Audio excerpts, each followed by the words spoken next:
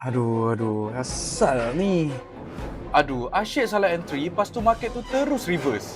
Kalau benda ni jadi kat korang, jangan risau. Ini adalah 4 trading tools yang korang wajib tahu sebelum korang tekan buy or sell. First of all, support and resistance. Ini basic tapi memang power. Dia boleh bantu korang untuk entry, tentukan cut loss dan take the profit. Nombor 2 ialah moving average. Kalau korang nak tahu trend market, korang memang kena guna ni. Basically, dia memang menyenangkan korang untuk nampak arah dia. Nombor 3 adalah RSI. RSI ni lah yang akan bantu korang bagi signal jelas pasaran dekat korang, adakah pasaran sedang uptrend ataupun downtrend. Dan favourite aku ialah nombor 4, candlestick pattern. Masalah reversal, continuation. Semua pergerakan harga ni boleh detect awal menggunakan pattern. Kalau boleh, korang janganlah main entry je. Gunalah tools dan indikator yang tepat untuk bantu korang buat entry yang lagi bijak. So korang suka tools yang mana satu? Drop dekat komen sekarang.